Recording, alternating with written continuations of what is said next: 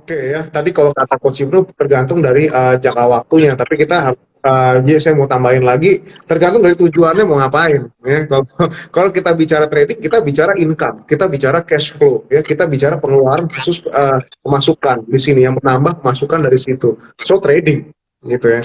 Tapi kalau kita bicara investasi, kita bicara aset di sini ya. Kita bicara network di sini, kekayaan kalian yang kita bicarakan gitu ya. Someday kalian beli sahamnya ya, perusahaannya nanti in the future maybe perusahaannya akan naik harganya dan Anda merasakan capital gain di situ dan ada dividen juga yang buat income ya as a bonus.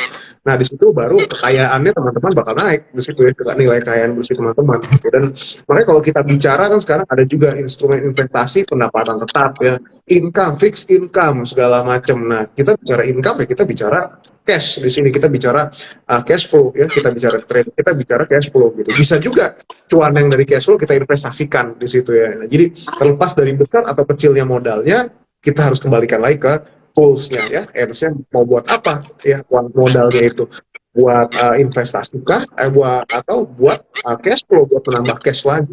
It's up to you teman-teman ya. Oke, next dari ini ada yang curhat nih ya, Persian Dian ya. 3 bulan yang lalu beli TKIM 100 lot, sekarang sudah loss 11 jutaan. Wow, padahal fundamental bagus nih. Oke, minta insight sedikit dong, Coach Ibnu nih seputar paper nih gitu. Oke, seputar pulp and paper ya teman-teman. Jadi memang pulp and paper kecenderungannya masih sideways aja, pergerakannya masih di situ-situ aja teman-teman, udah lama juga.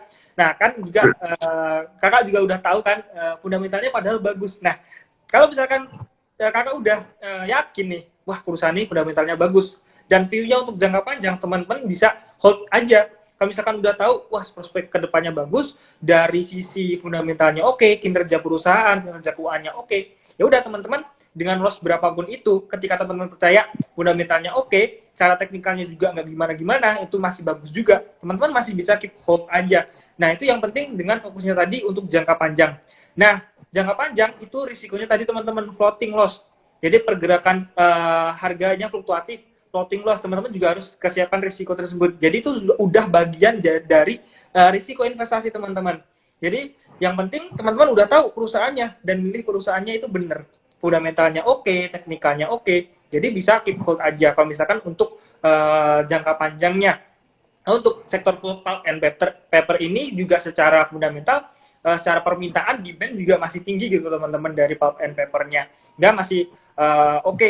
Yang penting teman-teman siap dengan risikonya tadi dari floating loss dan juga risiko sideways-nya kalau secara teknikal. Jadi harganya di situ-situ aja.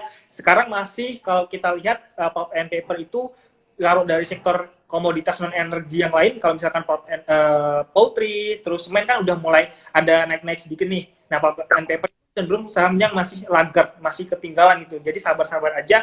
Nanti kalau misalkan memang fundamentalnya oke, pasti akan balik lagi ke harga yang sebelumnya gitu teman-teman.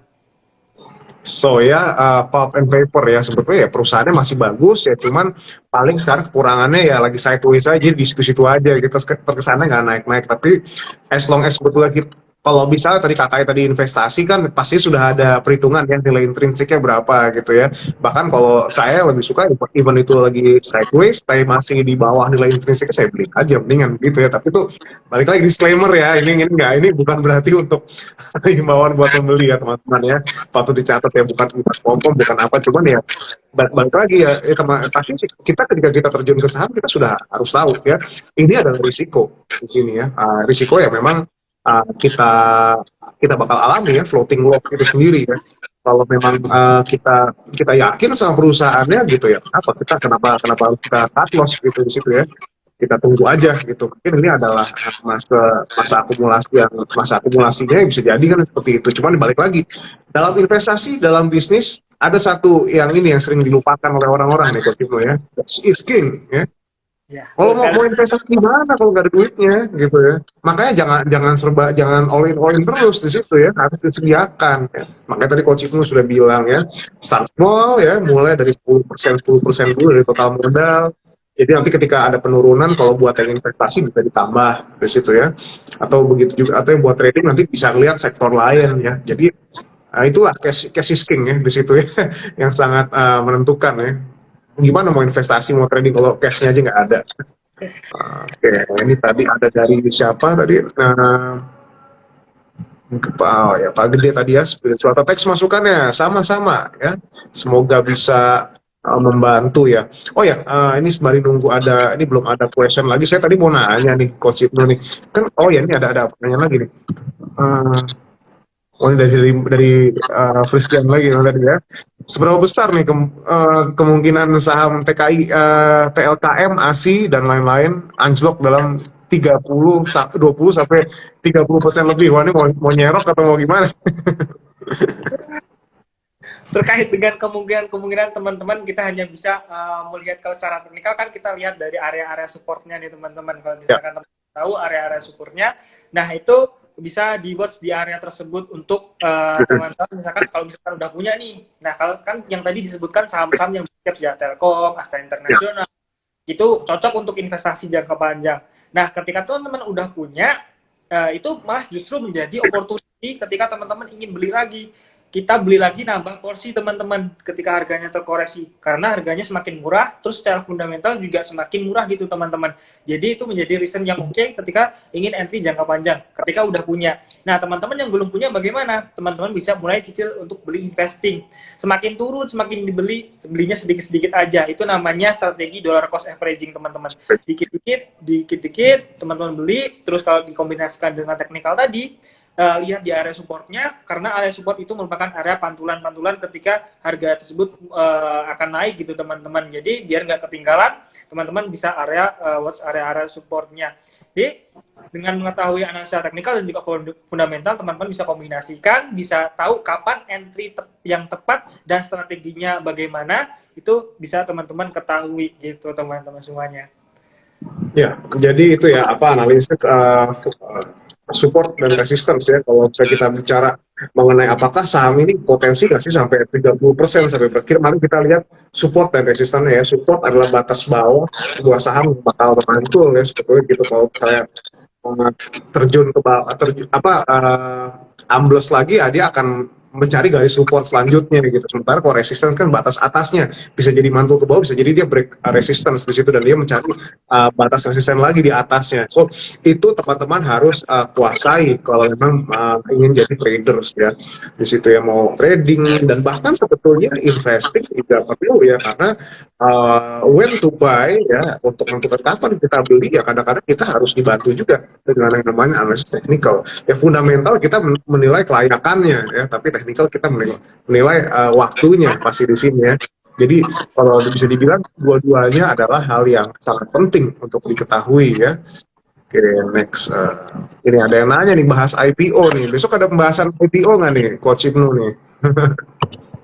Oke teman-teman, terkait dengan saham-saham IPO nih. Oke, kalau dari MTrade sendiri teman-teman, kita cenderung lebih antisipasi di saham-saham IPO. Karena apa? Ya. Yang pertama, saham IPO itu lebih spekulatif. Karena belum ada, kalau secara teknikal, kami kan melihat juga secara teknikal.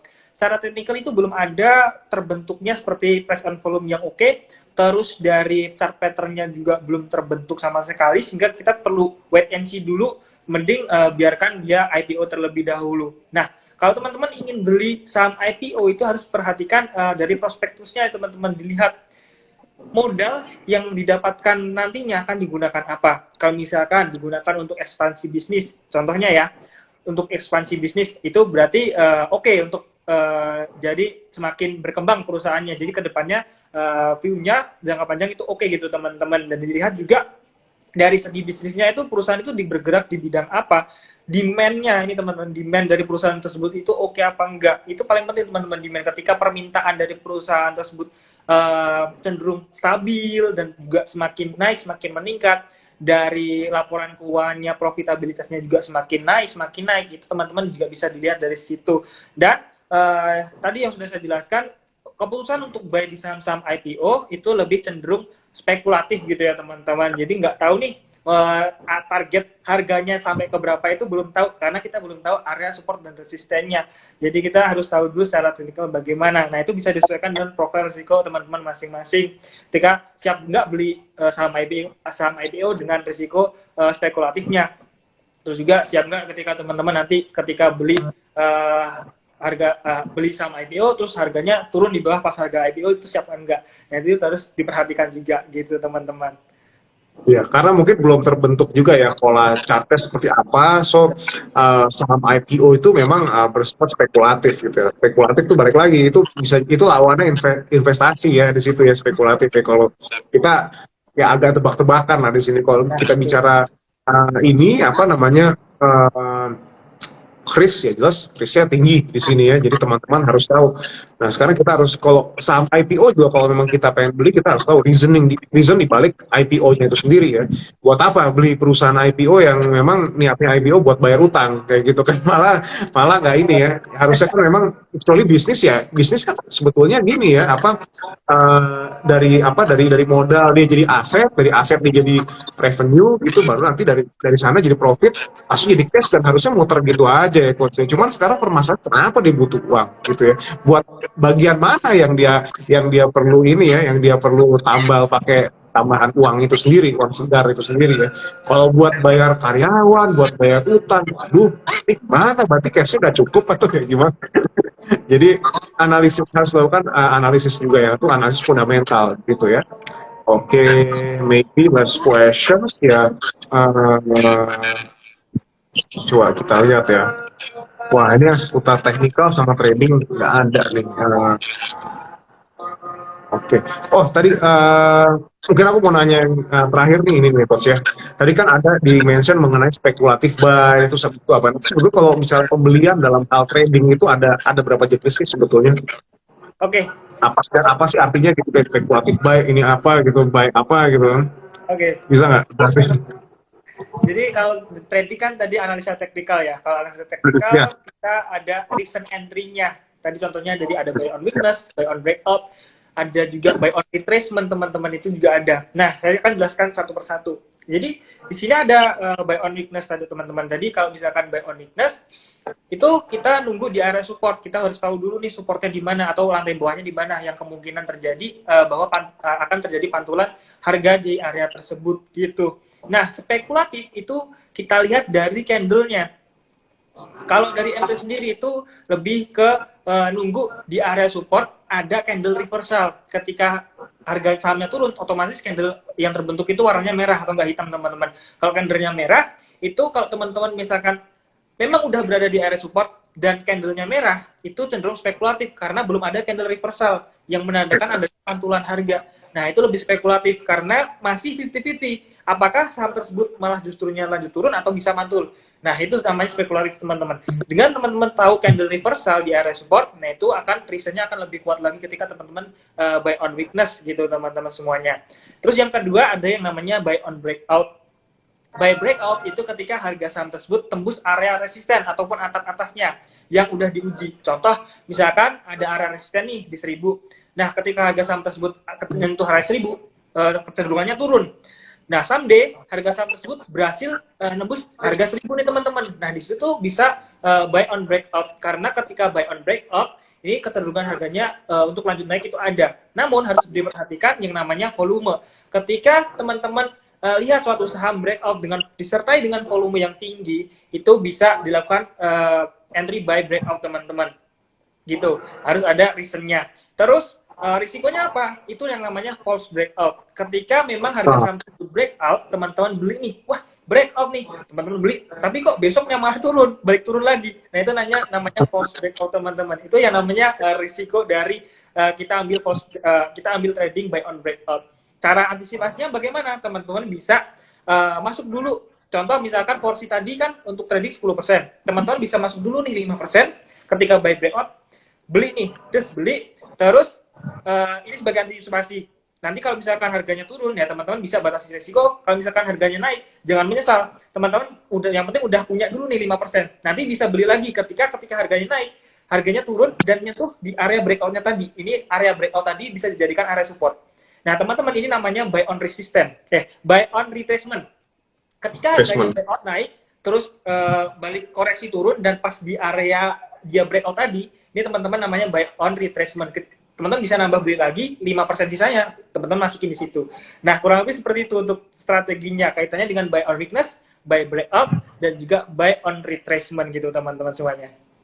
Oke, ada buy on weakness, ada buy on breakout, ada buy on retracement, ada spekulatif buy ya. Pokoknya kalau misalnya buy on breakout, dia sudah terkonfirmasi ini bakal breakout, cuman ada risikonya tadi yang false breakout gitu. Sementara kalau spekulatif buy itu kan masuk candle-nya masih belum bagus gitu ya coach ya. Ya, Jadi, nah ini ada risiko kita beli malah masuk downtrend malahan. Terus abis itu ada lagi yang tadi buy on retracement ya. Dia sebetulnya sudah breakout ya coach ya. Jadi gimana tadi sudah breakout turun lagi dan ya, akhirnya baru dibeli pada saat itu ya. ya betul. Koreksi wajar gitu. Oke, Wajar. oke nih kalau banyak istilah-istilahnya nih kalau trading tuh lumayan banyak sih sebetulnya Banyak ya. bahkan kayaknya banyak dan kayaknya lebih banyak dibanding fundamental kayaknya di sini ya. Mungkin karena kalau belum terbiasa gitu ya. Oke. Nah, ini ada yang mungkin last question ya. Ini kalau dari Pak Ade dijabut nih ya, bisa diatasi nggak sih dengan average down itu mungkin pembatasan risiko kali ya. Ini gimana nih kalau average down dalam trading? Oke, mungkin ini last question ya sebelum nanti saya umumin promo lagi ya. Silakan Oke, bos. siap. Averaging down itu berarti teman-teman kan tadi nambah beli ya istilahnya teman-teman. Ketika harga saham tersebut, contoh teman-teman harga beli di harga atas, namun saham tersebut cenderung terkoreksi. Nah, pilihannya ada dua teman-teman. Teman-teman bisa cut loss ataupun averaging down. Ketika teman-teman mau nambah beli averaging down itu harus diketahui dulu saham yang dibeli ini saham yang oke apa enggak. Kalau misalkan teman-teman beli saham yang secara fundamentalnya nggak oke, secara teknikalnya juga jelek, fluktuasinya tinggi, teman-teman better cut loss aja, jangan averaging down. Kalau misalkan ingin averaging down, teman-teman harus tahu sahamnya ketika fundamentalnya oke. Karena ketika fundamentalnya oke, teman-teman nggak khawatir ketika harga saham tersebut turun, nantinya toh akan balik naik lagi. Nah, teman-teman bisa beli lagi di area bawah nambah muatan, nanti harganya bisa semakin turun, ketika naik nanti profitnya bisa terrealisasi lebih mudah lagi. Jadi harus diperhatikan dari sahamnya, terus juga dari analisa teknikalnya, secara teknikal dia baik atau enggak, secara fundamental oke atau enggak. Itu baru teman-teman bisa averaging down. Dan porsinya, ketika teman-teman udah memiliki porsi, contoh udah melebihi dari 10%, udah melebihi dari 25% untuk investing, teman-teman jangan nambah lagi, karena misalkan ketika teman-teman nambah lagi, risikonya akan lebih tinggi. Nah, kalau misalkan belum lebih dari 10%, itu teman-teman bisa nambah dikit-dikit gitu. Jadi harus ada batasannya yang sesuai dengan kesiapan risiko teman-teman semuanya gitu. Betul, jadi setuju ya. Jadi memang jangan langsung main average down ya. Di situ yang mentang-mentang turun, kebanyakan tujuannya adalah untuk menurunkan si rata-rata beli kita. Patut diingat bahwasanya seberapa besar dana yang kita gunakan buat average down, pasti kita akan rugi dulu di situ karena kan jumlahnya kan besar bertambah, sementara kan harganya kan pasti kan akan ada biaya transaksi dan lain sebagainya, ujung-ujung kita pasti akan minus dulu, kita baru akan untuk ketika ada pantulan. Nah, kapan pantulannya? Nah, itu dia.